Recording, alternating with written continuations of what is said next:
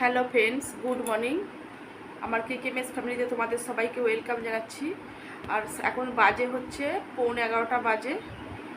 তো এখন থেকে ভিডিওটা স্টার্ট করবো। আর আজকে হচ্ছে বুধবার আর রামনবমী আজকে। তো সকলকে জানাই রামনবমীর অনেক অনেক শুভেচ্ছা। জয় শ্রীরাম। তো আর বললাম 11:15 মতো এখন বাজে। তো রান্নাবান্না এখনও বসাইনি। সকালে নাস্তাতে মুড়ি আলুর তরকারি খেয়েছি। আলুর তরকারি এখনও করার মধ্যে আছে। পরোটা ফরোটা এখন আর করিনি, লুচি টুচি কিছুই করিনি। ময়দা সাদা তেল সবই আছে, কিন্তু এখন আর করা হচ্ছে না। কেন এই গরমে ভাবছি খাবো না। 44 ডিগ্রি তাপমাত্রা, গরম। সকাল 11টা বাজেনি, এখনই এতটাই গরম। নাস্তা টাস্তা খেয়ে মেয়ে টিউশন গিয়েছিলো, টিউশন থেকে এসে মা মেয়েদের মুড়ি তরকারি খেলাম। খেয়ে আর এই মেঝেতেই দেখো মেয়েও এখানে শুয়ে আছে, দেখতে পেয়েছো? এরকম আমি ওকে বলছি তুই এখানে শুয়ে থাকে। আর তো যেহেতু স্কুল ছুটি আছে, রামনবমীর জন্য স্কুল ছুটি আছে, আর আমি মেঝেতে শুয়েছি, ও আমার পাশে এখানে মেঝেতে একটা বালিশ নিয়ে শুয়ে পড়েছে।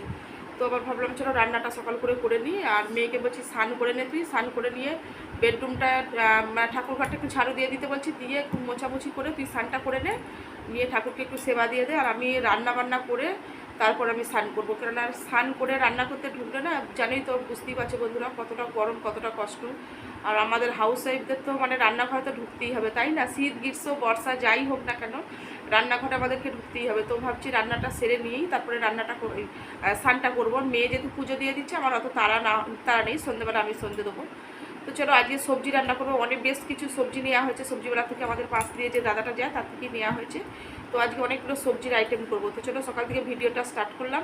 আর ভাবছি হ্যাঁ, আর একটা সিদ্ধান্ত নিয়েছি যে প্রত্যেক দিনের মানে ব্লগ দেওয়ার চেষ্টা করবো। প্রত্যেক দিনের যেটুকুই ভিডিও হোক, 5 মিনিটের, 7 মিনিটের, 10 মিনিটের, সারাদিনের যেটুকু পারি ভিডিও শ্যুট করে তোমাদেরকে প্রতিদিনের ভিডিও মানে দেওয়ার চেষ্টা করব।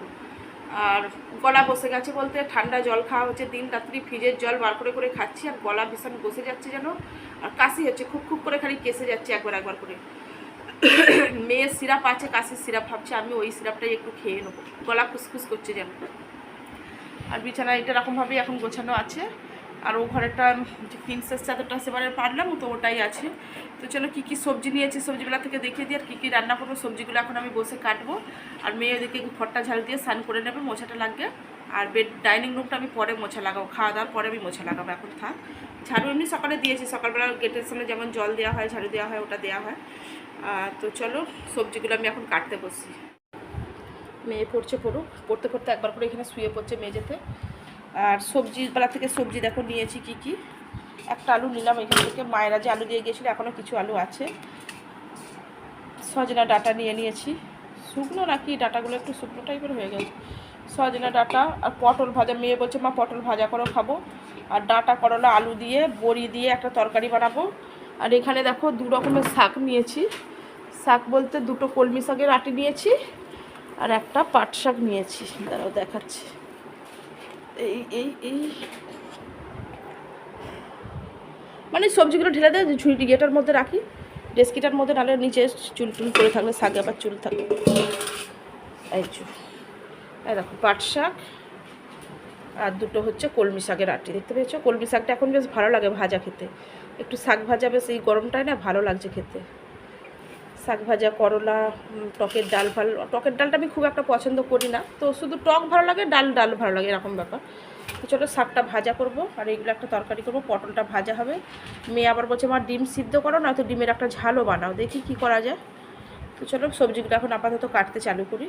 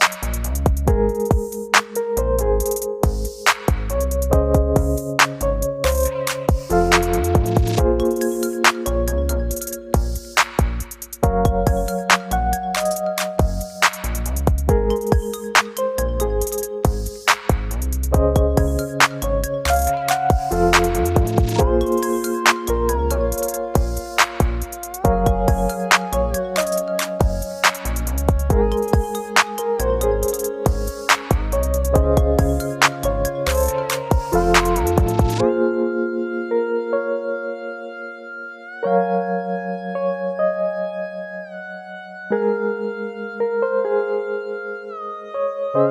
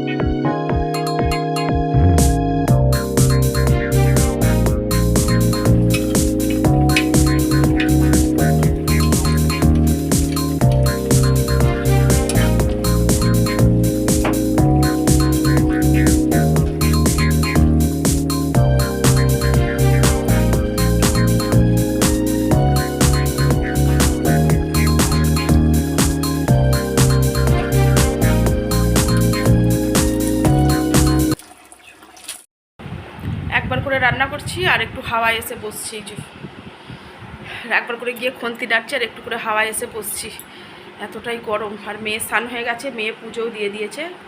কি খাচ্ছি মা? ঠান্ডা জল খাচ্ছিস? ঠান্ডা জল খাস না বাবা, এই গরমেতে ঠান্ডা খেতে ভালো লাগছে, কিন্তু খেলে কি হবে, ওই যে গলা টাটাচ্ছে, কাশি হচ্ছে, এরকম ধরনের ব্যাপার হয়ে যাচ্ছে। খেতে তো ভালো লাগছে ফ্রিজের ঠান্ডা ঠান্ডা জল, তুই ফ্রিজের ভেতর ঢুকে পড়ছিস যে একবারে। খাসনি বেশি ঠান্ডা ডাইরেক্ট বার করে খাস না বাবা, একটু মিক্স করে খা, নর্মাল জল একটু ঠান্ডা জল মিক্স করে খাও। আর ওদিকে আমার রান্না হচ্ছে, পটল ভাজাটা হয়ে গেছে, ভাতটা হয়ে গেছে, ডাটা করলার তরকারি করছি, ডাটা দিয়ে করলা দিয়ে আলু দিয়ে, আর দেখলে বড়ি ভাজা করলাম, একটু বড়ি দিচ্ছি, দিয়ে বেশ ভালো লাগে তরকারিটা খেতে, একটু মাখা মাখা করে করব। আর কলমি শাক পাট শাকটা ভাজা হবে। মেয়ে আবার বলছে বা ডিম সিদ্ধ খাবো না, আজকে একটু ভাজা করো। চলো কাঁচা লঙ্কা পেঁয়াজ দিয়ে একটা করে অমলেট বানিয়ে নেবো, গরম ভাতে ওটাও ভালো লাগবে, তো ওটাই খাওয়া হবে। পুরো রান্না করে নিয়ে এসে তোমাদেরকে দেখাবো, কিন্তু একবার কাজের ফাঁকে মানে রান্না করতে করতে যখনই সুবিধা হচ্ছে এই ঘর থেকে ফোনটাকে নিয়ে যাচ্ছি, নিয়ে গিয়ে একবার করে দেখিয়ে দিচ্ছি। আমারও কাশি হচ্ছে। যা কাচাকুচি করেছিলাম ফাংশানের দিনে পরেছিলাম, মানে ইয়ে কী বলে, ঝাঁপ চড়কের দিনে যা পরেছিলাম সব কেচে দিয়েছিলাম, দেখো সব শুকিয়ে গেছে। মেয়ে স্নানের আগে জামা কাপড়গুলোর মানে একদম পুরো এত রোদ্দুর, তো জামা কাপড়ও ঝলসে যাচ্ছে, কালার চটে যাবে না। তো মেয়েকে বললাম স্নানের আগে এগুলো নিয়ে চলে আয়, তো এইখানে এখন খাটের মধ্যেই ফেলে রেখে দিয়েছে। এত গরম, জামা কাপড়গুলো পুরো গরম হয়ে গেছে একদম। তো মেয়ে ভাঁজ করবে, ভাঁজ করে করে ওরটা ওর জায়গায় রাখবে, আমারটা আমার জায়গায় রাখবে, আলাদা আলাদা করে থাকে ওয়ার্ডরোবের মধ্যে, ক্যাবিনেটের মধ্যে এসব থাকে।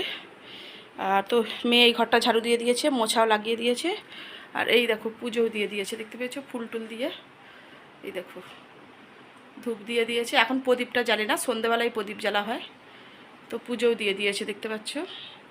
তো এবার রান্না বান্নাটা হবে, খাওয়া হবে, তারপর আমি স্নান করবো। জামা কাপড়গুলো মেয়েকে ভাঁজ করতে বলি, মানে একটু বসে নাও, চুলটা শুকিয়ে নাও, নিয়ে তারপরে জামা কাপড়গুলো একটু ভাঁজ করে দেবে, ঠিক আছে? আর বাইরের খালি ওয়েদার দেখো, পুরো একদম লাল হয়ে আছে যেন একদম রোদ্দুরে। ও কি অবস্থা দেখো, গাছপালা পুরো সেই লাল লাল হয়ে গেছে ঝলসে গিয়ে, দেখতে পাচ্ছ রোদ্দুরের তাপ। রে বাপরে বাপরে, ঝলসানো রোদ্দুর বলে না, একদম ঝলসানো রোদ্দুর। রান্না বান্না হয়ে গেছে, এই যে শাক ভাজাটা নিয়ে এলাম ধরে, চলো খেতে বসি, দেখাই কি কি। দেখো মেয়ে সব এগুলো ধরে ধরে একে একে নিয়ে এসেছে, আমি রান্না করে রেখে দিয়েছি সাইডে রান্নাঘরে, একে একে ধরে ধরে আমার মেয়ে নিয়ে এলো।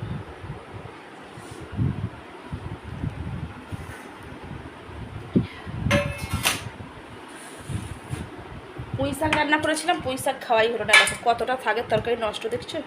এই রান্না করে করে এই এক নষ্ট হয়েছি।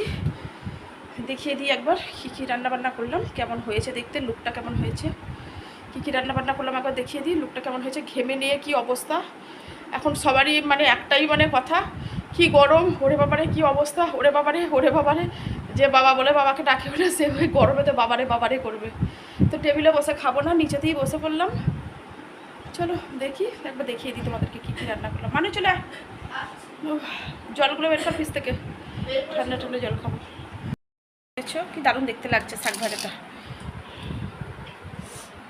শাক ভাজা, এখানে আছে বড়িগুলো একটু চুঙে গেছে বন্ধুরা, দেখতে হচ্ছে একটা একটা চুঙে মতো গেছে। ওটা খাবো না তো, ওটা নষ্ট হয়ে গেল শাকের তরকারিটা। করলা দিয়ে, ডাঁটা দিয়ে, আলু দিয়ে, বড়ি দিয়ে তরকারি, একটু বেগুন দিলে ভালো হতো কিন্তু বেগুন ছিল না বলে আর দিইনি। আর এখানে করেছি পটল ভাজা। দেখো বন্ধুরা, গরম গরম ভাত, এই যে ধোঁয়াটা যে লাগছে, ভাতের যে ভাবটা মানে লাগছে না, এই ভাবটাতেই ক্যামেরাটার মানে আবছা হয়ে যাচ্ছে। দেখো কতটা ভাত লেগে,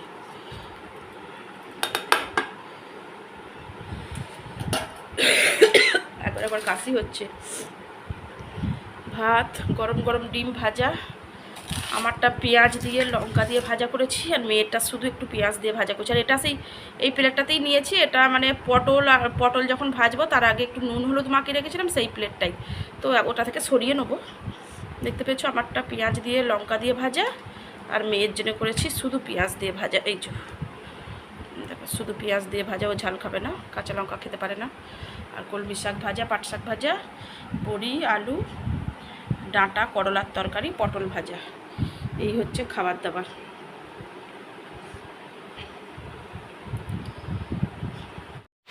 তো আজ দুপুরে একটু তোড়জোড় করে খেয়ে নিই, কালকে দুপুরবেলা হয়তো এরকম সাজিয়ে গুছিয়ে নিয়ে বসে খেতে পারবো না।